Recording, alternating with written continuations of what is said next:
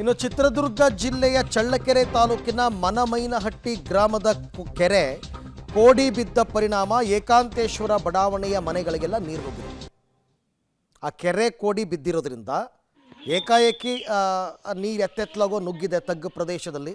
ಹಾಗಾಗಿ ಏಕಾಂತೇಶ್ವರ ಬಡಾವಣೆ ಚಿತ್ರದುರ್ಗದಲ್ಲಿರ್ತಕ್ಕಂಥದ್ದು ಬಡಾವಣೆ ಕಂಪ್ಲೀಟಾಗಿ ನೀರು ನುಗ್ಗಿದೆ. ಅಗೇನ್ ಅದು ತಗ್ಗು ಪ್ರದೇಶ ಮತ್ತು ಮನೆ ಗ್ರೌಂಡ್ ಫ್ಲೋರ್ಗೆಲ್ಲ ನೀರು ನುಗ್ಗುತ್ತೆ. ಇದೊಂದು ರೀತಿ ಸಮಸ್ಯೆ. ಇವರು ಇದನ್ನು ಎಕ್ಸ್ಪೆಕ್ಟ್ ಮಾಡಿರಲಿಲ್ಲ ಆ ಕೆರೆ ಕೋಡಿ ಬೀಳುತ್ತೆ ಅಂತ. ದೊಡ್ಡ ದೊಡ್ಡ ಕೆರೆಗಳು ಕೋಡಿ ಬಿದ್ದುಬಿಟ್ರೆ ಆ ನೀರು ಹರಿದೋಗೋದಕ್ಕೆ ಜಾಗನೂ ಇರಲ್ವಲ್ಲ. ಹಾಗಾಗಿ ಏನಾಗುತ್ತೆ, ತಗ್ಗು ಪ್ರದೇಶಗಳಿಗೆ ನುಗ್ಗುತ್ತೆ.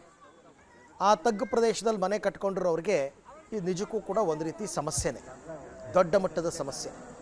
ಸೊ ಇದು ನೀವು ನೋಡ್ತಾ ಇರೋದು ಚಿತ್ರದುರ್ಗ. ಎಲ್ಲ ಕಡೆ ಮಳೆಯಿಂದ ಅವಾಂತರಗಳಾಗಿದೆ. ಬೆಳಗಾವಿ, ಕೊಪ್ಪಳ, ರಾಯಚೂರು, ಬಳ್ಳಾರಿ, ದಾವಣಗೆರೆ, ಚಿತ್ರದುರ್ಗ ಈ ಕಡೆಯಿಂದ ಹೆಚ್ಚೆಚ್ಚು ಮಳೆಯಾಗಿರ್ತಕ್ಕಂಥದ್ದು. ಮಳೆಯಿಂದ ಆಗಿರ್ತಕ್ಕಂಥ ಅನಾಹುತಗಳ ದೃಶ್ಯಗಳನ್ನು ತಾವು ಗಮನಿಸ್ತಾ ಇದ್ದೀರಾ. ಮನಮೈನಹಟ್ಟಿ ಕೆರೆ ಕೋಡಿ ಬಿದ್ದ ಪರಿಣಾಮ ಅಪಾರ ಪ್ರಮಾಣದ ನೀರು ತಗ್ಗು ಪ್ರದೇಶದ ಚಿತ್ರದುರ್ಗದ ಕೆಲವು ಟೌನ್ಗಳಿಗೆ ನುಗ್ಗಿದೆ. ಹಾಗಾಗಿ ಇದರಿಂದ ಮನೆಗೆ ನೀರು ನುಗ್ಗಿದ್ರೆ ಸಮಸ್ಯೆ ಹೆಂಗಾಗುತ್ತೆ ಅಂತ ನಿಮಗೆಲ್ಲ ಗೊತ್ತಿದೆಯಲ್ಲ. ಈವನ್ ಬೆಂಗಳೂರು ಇದಕ್ಕಿಂತ ಏನು ಹೊರತಾಗಿಲ್ಲ. ಬೆಂಗಳೂರಿನ ಕೆಲವು ಏರಿಯಾಗಳು, ಈ ಬಡಾವಣೆಗಳು ಈ ರೀತಿ ಇದೆ, ಮನೆಗಳಿಗೆ ನೀರು ನುಗ್ಗುತ್ತೆ.